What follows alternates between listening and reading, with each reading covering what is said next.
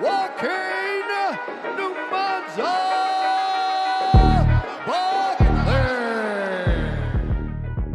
What's up, guys? It's your boy Joaquin Numanza Buckley.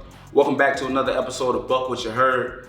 Hey, make sure if y'all new to my channel, man, y'all hit that subscribe button. Also hit that bell for notifications, man, to get locked in whenever we post a new video. If you having a hard day, or if you just having a difficult week, and you feel like you just really can't, figure it out and make it better, just take a look back at what happened last weekend and what Drizzy Drake Rogers had to go through. That man went through a live execution of his career. Kendrick Lamar straight dug up this man's career, killed the man's career again in front of the nation, and then had Serena Williams bury that man's career one more time with the Crip Walk. I'm talking about Drizzy then went through the worst thing known to man in front of the nation. I'm talking about pure, like that's savage right there. That has to be the worst. That has to be the most disrespectful halftime show I've ever seen. For me, if I was Drizzy, I'm suing Kendrick, I'm suing the NFL, I'm suing Serena, man, I'm suing y'all for even watching it, because that's how dirty he did him. I don't know how you even come back from this. Drizzy would have to literally perform on the moon in front of Jesus, man, to make this stuff even comparable, but ain't no coming back from this. And if I'm Drake, bro, I got PTSD anytime I hear that doo doo doo. Like, for real, because Kendrick just gonna pop out of nowhere and show niggas. That's what he really gonna do. So I feel like the biggest L has to go to Drizzy Drake Rogers. Now, there's a lot of people that took some L's this weekend. Sean Strickland, Patrick Mahomes, but they gonna be all right. Sean Strickland took a big L last weekend against Duplessis, but he gonna get another win, right? He gonna try to make his way back up to the title, for sure. Patrick Mahomes, I don't care what nobody say, he gonna be back next year. It's okay. But Drizzy ain't coming back from this. And I really wanna tell y'all, if you're having a hard day, if you're having a difficult time, just realize you are not the man that had to sit through and watch that. The whole stadium out there shouting out, and it's probably I know that was hard for Drake to have to go through that. But let's talk about Sean Strickland and Duplessis. What I want to discuss and what I want to talk about is how come these great analysts, right, or the great minds of MMA cannot understand why Duplessis is successful. A lot of things that Duplessis does is very awkward, very goofy, very, let's say, just unorthodox, right, to tradition, right, of what we see. But I feel like there's one essence that Duplessis has that for some reason a lot of fighters just do not possess. And that is the pursuit and the willingness to kill. Not try to be so blank about it, right? And not try to be so blunt about it, I'm sorry. But I feel like a lot of guys are missing that element. Duplessis is willing to go out there and try to hurt you. And I feel like, for me, because he's so awkward, because he's so goofy, and because he does things that are untraditional, right, it catches a lot of guys off guard. And I feel like if you're dealing with somebody like a Duplessis, and you trying to train or prepare for him, you have to find somebody within the gym that's kind of brand new to it, right? That's kind of like awkward in themselves, that's still kind of learning in a certain degree, but it's very tough, right? You want to find somebody that's in your gym that's very tough. Because I love how a lot of people were saying, like, bro, Duplessis is such a puzzle. Like, it's hard to figure him out. Like, no, it's not. Duplessis is no different from the guys that I used to watch on World Star, or the guys that I used to get busy with out, at the club when I used to work in downtown in St. Louis. Like, Duplessis is a whole street fighter. The only thing that's different about Duplessis is that he has a good tank, a great gas tank, right? He's conditioned. And that's why I tell people all the time, I believe that conditioning is way more important than what you know technically. Because no matter how much you know, right, technique-wise, once you get tired, that's a wrap. All that technique and all the stuff that you know goes out the window once you get tired, right? Once you get exhausted. You're pretty much an amateur after that. So with that being said, it's not about how much you know, but how much you can throw, right?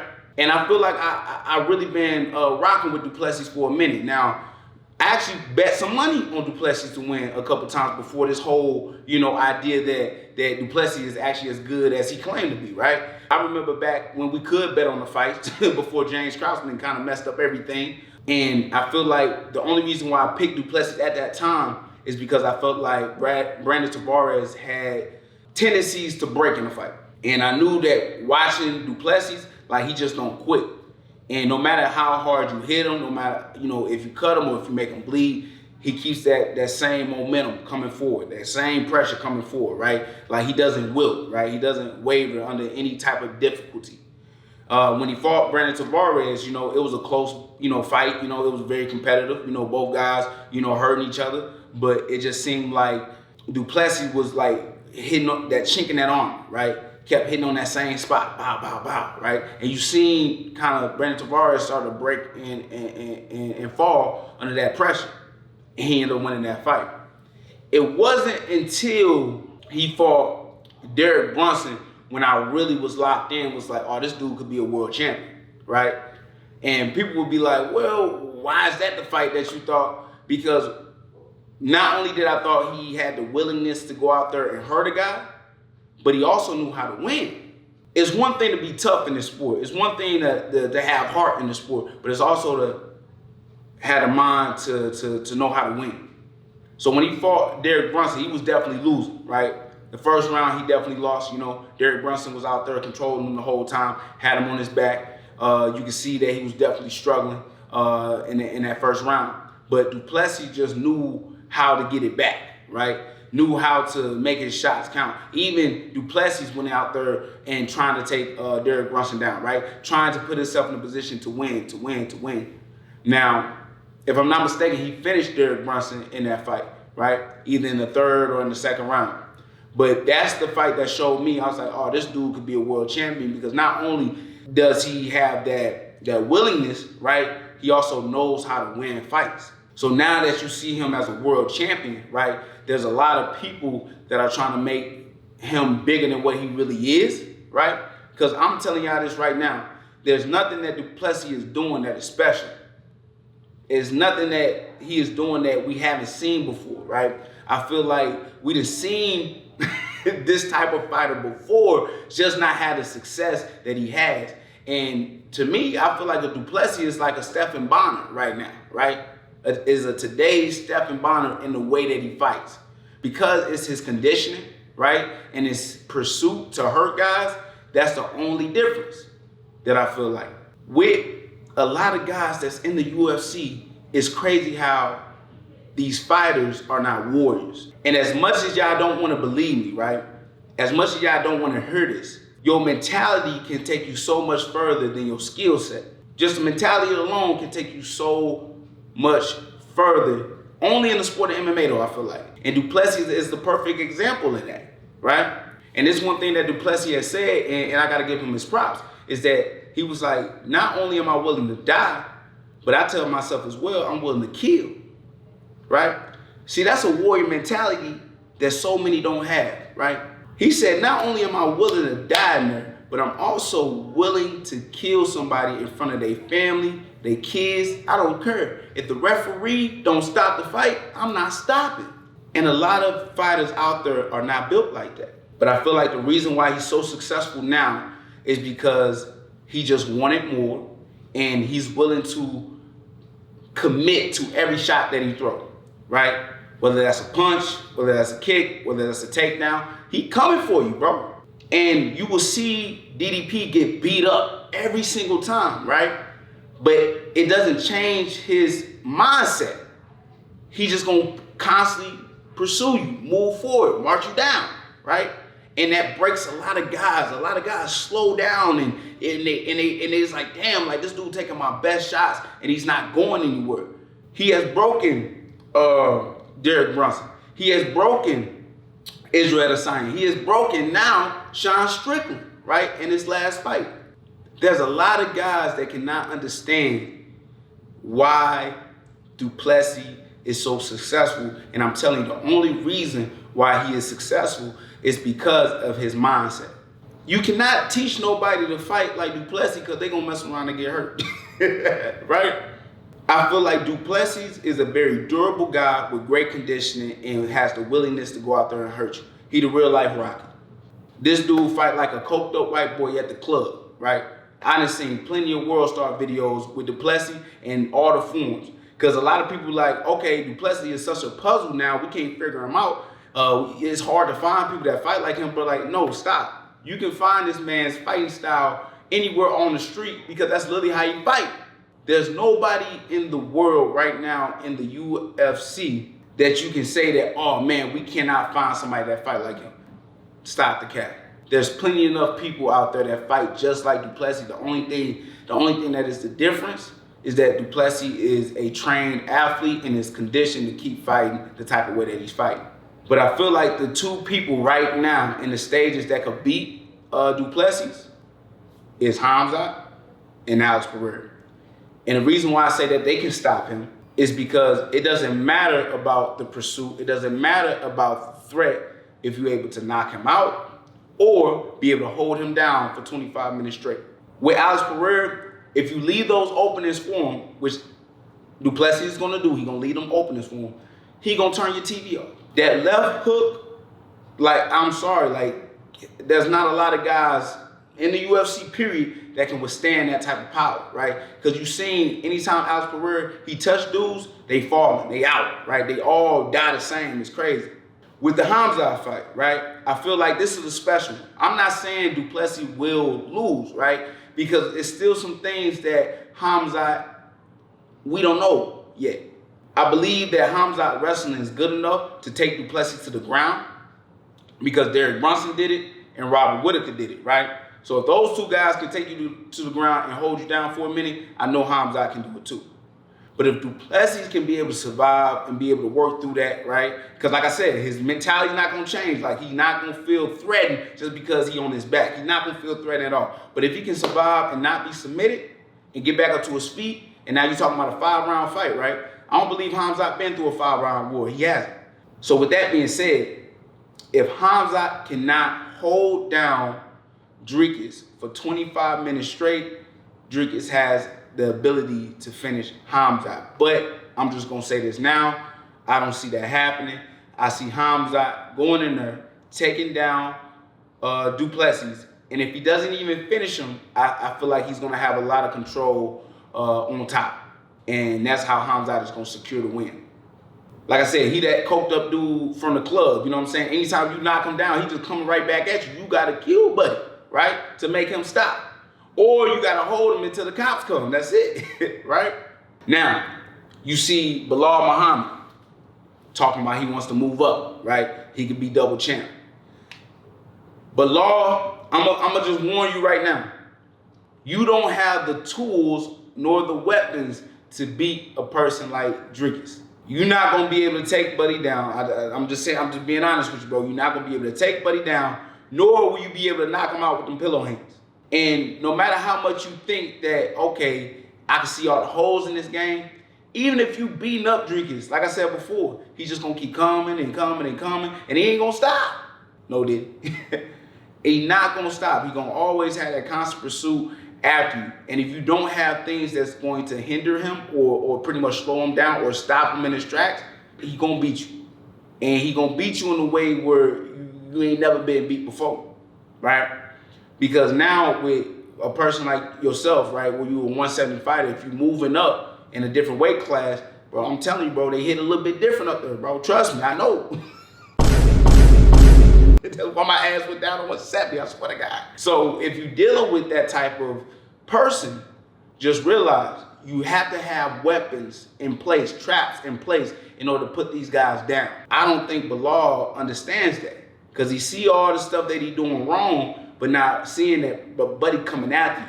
Because he hurting a lot of guys when he fighting. He not just winning by decision. He not just winning off the skin of his teeth. Like, he's really hurting guys. You know, there's not a lot of fights where I don't see no blood. Like, he be in bloody wars, bro, and that's what he loves. He loves that. I mean, you seen him walk up to Alex Pereira talking about, you know, is there anyone left? Is there no one left?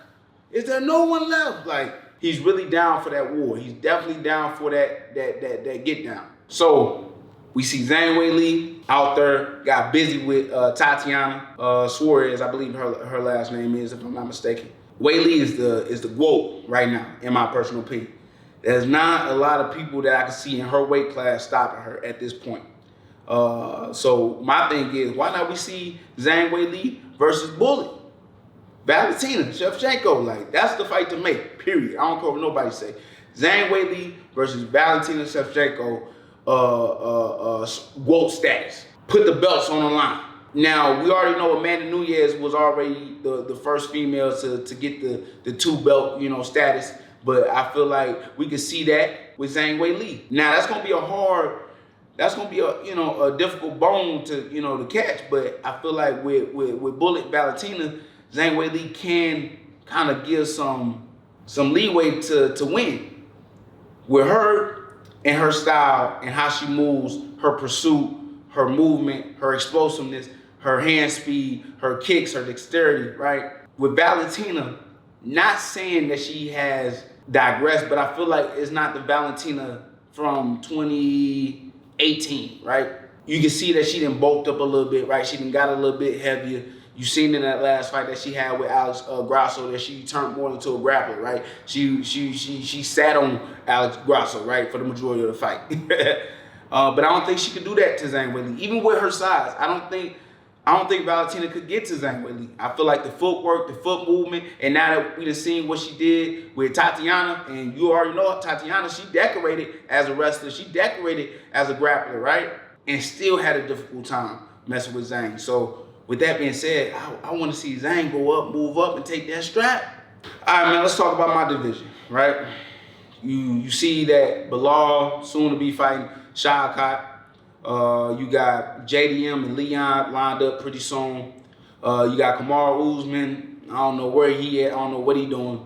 But Sean Brady as well. He waiting in line, and then myself. There's a lot of moving pieces, man, when you come up to the top 5. But I feel like with some guys that are waiting and are just sitting down on their rankings, bro, it's making it difficult, right? It's making things difficult to move up. And now we gotta wait on guys to actually fight, and then once they fight, they waiting again. Bro. So for me, I feel like whatever we gotta do to get things moving, let's do that. See, I'm willing to do whatever I gotta do in order to get closer to that title, because I know that for me, that's my pursuit to become one of the best in the world and to kind of submit my name as one of the best welterweight fighters within the division is by owning that belt. But I don't want to sit back and not just do nothing. But I also don't want to put myself in a position where, okay, I'm taking unnecessary risk too, as well. So there's a lot of guys that's up top that haven't done nothing, that ain't doing nothing, that need to kind of just get moved out of the rankings. And I feel like the UFC should definitely do that. I feel like the UFC has all right to do that. If a fighter is not doing what they're supposed to be doing, which is what they call fighting, then just take them out the rankings, just remove them because of inactivity. In my opinion, Kamaru Usman should be removed from the rankings. Not entirely, like bump him down or something, right? Because like I said, he's slowing things up.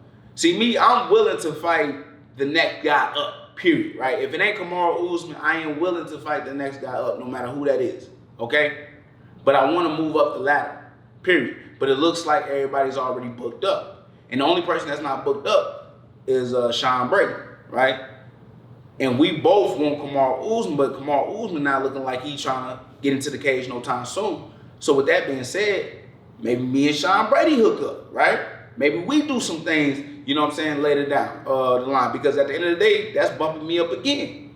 But Sean Brady ain't that big of a name. That's the only thing I hate about it. But regardless, though, I get to eat, I get paid, I make some money, right? I know I'm going to knock Buddy out. It's going to be easy money. It's easy work, right? I can line that up. But I feel like the UFC should remove Kamaru Usman from the roster because he's holding things up. Slowing things down, for sure. Eventually, the Shavkat and Belal fight will happen. Soon, the Leon and the JDM fight will happen, right? And those guys will, do what they do. But I want to also be able to move up these rankings as well. You know what I mean? Even if it's one number at a time, that's fine. I'm right there. I'm very close. So, am I in any rush? No, not at all. But I feel like, why wait on this dude who pretty much is not gonna fight. Because everybody knows, everybody can see that Kamaru Usman don't want to fight. He too comfortable, right? And whatever he's been talking about, whether it's his health or him not, feeling comfortable to fight right now, like everybody can see that. So let's go ahead and get you up out of here, man. Go ahead, retire, do what you need to do, but let this division move. Because I'm not gonna lie to y'all, like the top 5 is cool, but it's really the lower tier that's really woo, boy. You got some killers. You got Michael Morales. You got Mike Mallet now. You got Carlos Prates. Y'all can put them out in the comments in the bottom. But right now, I feel like the welterweight division is becoming to be a problem again, right? Back when George St. Pierre used to fight. So now I feel like it's kind of getting back to that, right? You got a lot of good, hitters in the 170 division that can really mix things up, and a lot of people will be interested into seeing certain styles be made. The faster we can get guys removed from the roster who's not willing to fight, that's not willing to do their job, the faster we can get other guys moving up. That's it, right? Common sense. So I feel like, is it even worth it being like on a Ariel Helwani show? Is it even worth it going on like a Luke Thomas show? Like, you got MMA Guru out here now. You got Lucas Tracy out here, man, making numbers. Shit, you even got Jesse on Fire. Shout out to all these guys, right? That are not journalists, right? Not like legit guys that, actually went to school or whatever, did this shit for actual job. They just created a YouTube channel, man, start talking their shit, and now they making noise. I feel like with all the guys that are supposed to be such a big platform for fighters to come to, they numbers don't be jumping like these influencer dudes. I'm just keep it a buck, right? If I was to go on, let's say, Michael Bisping's show, right, and talk to him and get interviewed by him, it's only gonna reach a certain amount of people, right? Even though he got like 1 million subscribers and all that, like he only do so many numbers. But MMA Guru, I feel like if I'm talking to him and I'm doing an interview with him, like those numbers get spiked up like crazy. And I really feel like it's because people do understand that when these guys or these influencers, when they speak or when they talk, like they give a free mind on what they think the game is. They don't try to, they're not fearful of speaking their mind. A lot of fighters or a lot of analysts that work for certain people, right, they don't want to ruin relationships, or they don't want to say the wrong thing, and they don't want to mix up, stir things up. Like, I feel like for me, it's just like, speak the truth at the end of the day. Don't be scared to go on camera and actually say what's on your mind because you feel like you will hurt somebody's feelings. Like, if you speaking the truth and as long as you're not lying on folks, you should be good. But I don't even think it's worth it for fighters to even go on shows like that, like anymore. I feel like for me, I can just make my own channel. I can just do my own thing, go on my own camera and just talk what I need to talk or get out the news that I need to get out to. But I feel like if I go on any other show, I'm doing them a favor, not the other way around. Because there's more guys or more people that's willing to watch the influencers speak their truth, right? And a lot of guys may agree, some may not agree, right? But it gives those topics to be talking about, right? It gives those back and forth, those contrasts of ideas. Let's say Ariel Helwani, just speaking on his show, his numbers ain't doing what they used to do. So why would I go on a show like that knowing that message ain't even gonna make it that far? Yeah, it's still good to go on any platform and make some noise, but my thing is I would rather go with an influencer than one of these guys that so-called be a journalist or this is what they've been doing for years.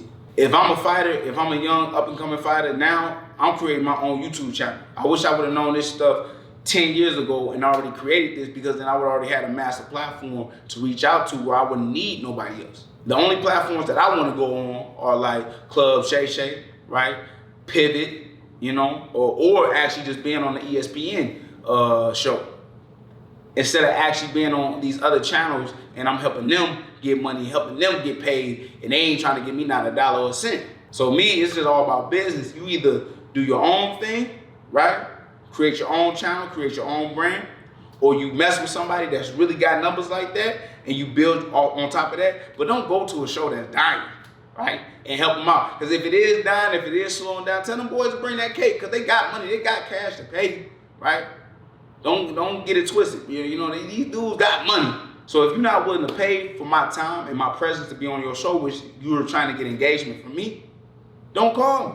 Don't holler at me. Right? Because either then I can just go ahead and say what I need to say on my channel. And that's exactly what we're going to do.